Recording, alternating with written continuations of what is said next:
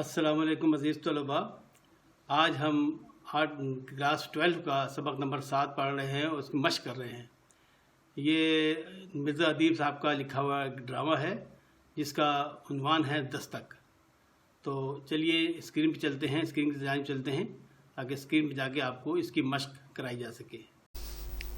अस्सलाम वालेकुम अज़ीज़ तलबा। आज हम 12वीं क्लास का सबक नंबर 7 की मशक कर रहे हैं। ये एक ड्रामा है जिसका नाम है दस्तक, मिर्ज़ा अदीब साहब का लिखा हुआ। तो हम स्क्रीन पे आ गए हैं, अब चलो शुरू करते हैं। सवाल नंबर 1 है कि डॉक्टर जैदी दरवाज़े पर जो दस्तक सुनते थे उसकी असल वजह क्या थी।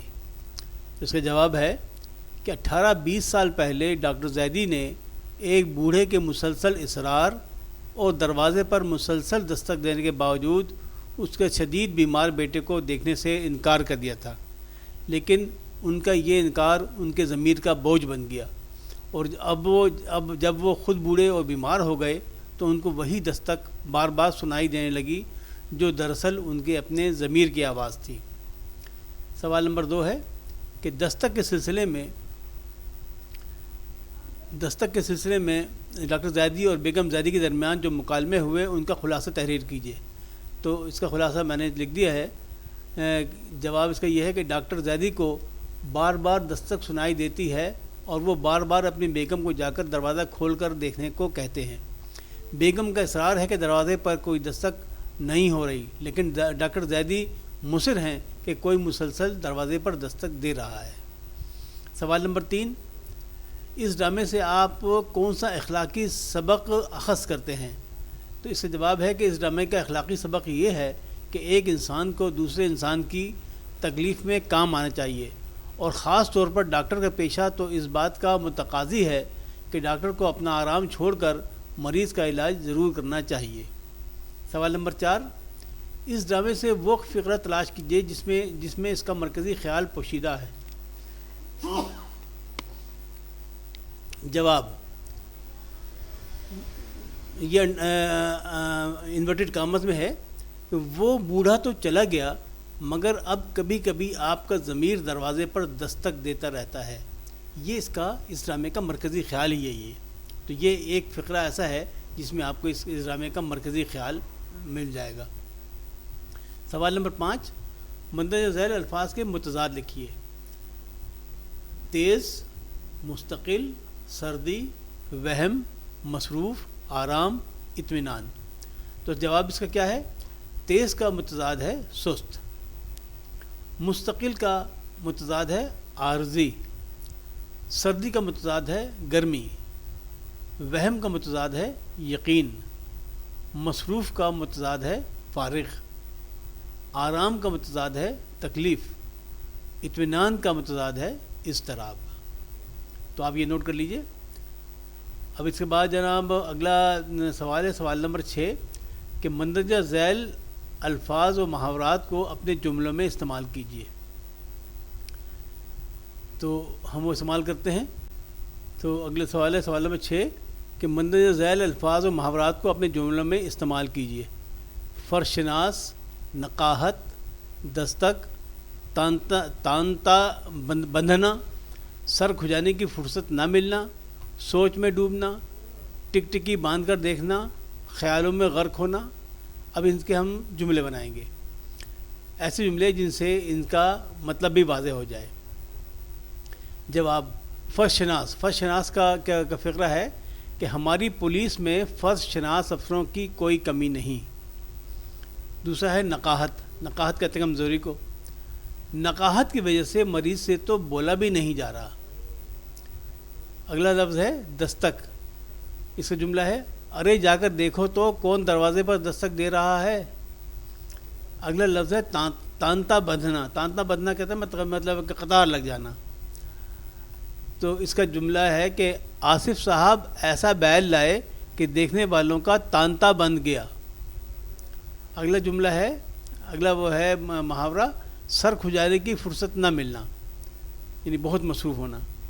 इसका जुमला है, यार आजकल दफ्तर में इतना काम है कि सर खुजाने की फुर्सत ही नहीं मिलती। اگلا محاورہ ہے سوچ میں ڈوبنا. اس کا جملہ ہے ساجد کو کیا ہو گیا ہے، ہر وقت کسی سوچ میں ڈوبا دکھائی دیتا ہے.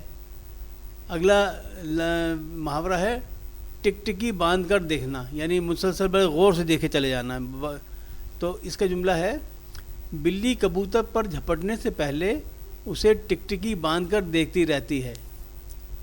خیالوں میں غرق ہونا، یعنی بالکل دنیا سے بے خبر ہو کے خیالوں میں ڈوبے جانا، اس کو کہتے ہیں خیالوں میں غرق ہونا. تو اس کا جملہ ہے میاں کن خیالوں میں غرق ہو، امتحان سر پر ہیں کچھ ان کی بھی تیاری کر لو. اب 7واں سوال اس کا یہ ہے کہ مرزا ادیب اردو کے نامور ڈرامہ نگار ہیں. آپ اپنی لائبریری سے ان کی کتاب فصیل شب لے کر اس کا مطالعہ کیجیے. تو ظاہر ہے یہ کتاب آپ نے پھر خود ہی اپنی لائبریری سے لے کے اور اس کا آپ نے کتاب مطالعہ کرنا ہے تاکہ آپ کو پتہ چلے کہ یہ ان کی تحریر کا انداز کیا ہے.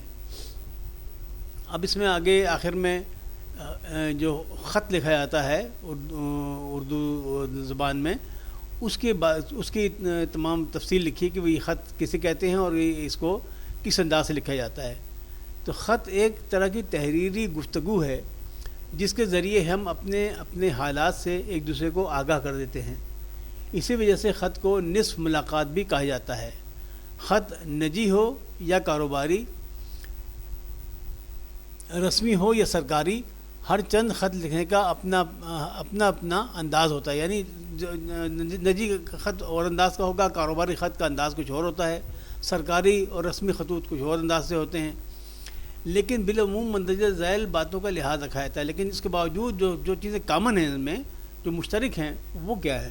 الف، خط کی پیشانی کے دائیں جانب مقام روانگی اور اس کے نیچے تاریخ لکھی جاتی ہے. مطلب اگر آپ یہاں اسلام آباد سے خط لکھ رہے ہیں تو آپ اوپر یعنی دائیں جانب لکھیں گے سب سے اوپر اسلام آباد، اس کے نیچے لکھیں گے تاریخ. جیسے آج کی تاریخ ہے 18 جولائی سن 2020. تو اس کے بعد بے کیا ہے؟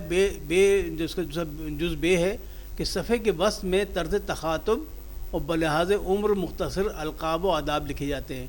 جیسے کہ آپ اگر لکھ رہے ہیں اپنے کسی دوست کو خط لکھ رہے ہیں تو میرے عزیز دوست السلام علیکم ورحمۃ اللہ وبرکاتہ. یا اگر آپ اپنے والد کو خط لکھ رہے ہیں تو آپ لکھتے ہیں کہ قبلہ محترم جناب والد صاحب،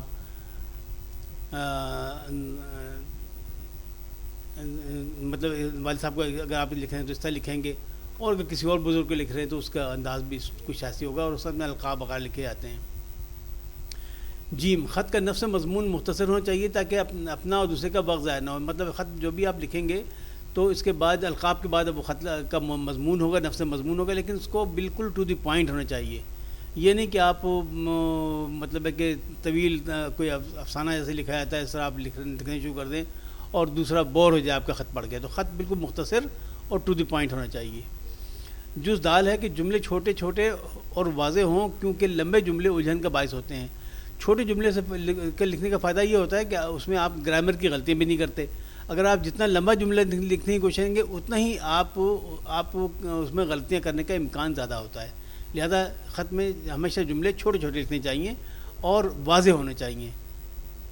اس کے بعد اگلا اس کے جو وہ ہے نقطہ وہ یہ ہے کہ خط کے نفس مضمون کے بعد قدر بائیں جانب خط لکھنے والے کا نام اور تفصیلی پتہ لکھا جاتا ہے. جب آپ نے خط لکھ دیا تو اب یہاں پر یہ جگہ جو ہے اس جگہ پر آپ نے اس کا وہ لکھا جاتا ہے، مطلب کہ نام اور پتہ کہ جہاں سے آپ نے خط لکھا ہے.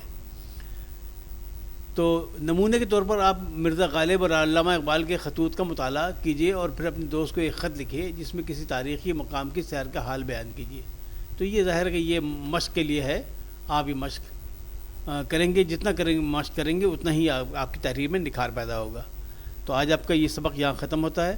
اب انشاءاللہ اگلے سبق نمبر 8 کے لیے پھر حاضر ہوں گے. اللہ حافظ. عزیز طلباء، آج آپ کا سبق یہاں پہ ختم ہوتا ہے. یہ 7واں سبق تھا 12ویں کلاس کا. اب انشاءاللہ اگلے سبق کے لیے پھر حاضر ہوں گے. اس وقت تک کے لیے اجازت چاہتا ہوں، لیکن جانے سے پہلے پھر وہی ایک بات کہ اس چینل کو سبسکرائب کر لیجئے اور بیل آئیکن کو پریس کر کے آل کو سیٹ کر لیجئے اور اپنے دیگر دوستوں کو بھی اس کے بارے میں ضرور مطلع کیجیے. پھر ملیں گے انشاءاللہ. اللہ حافظ ناصر. براہ کرم سبسکرائب کے بٹن کو دبا کر گھنٹی کے بٹن کو بھی دبا دیجیے تاکہ آئندہ کے اس باغ کی اطلاع آپ کو فوراً مل سکے.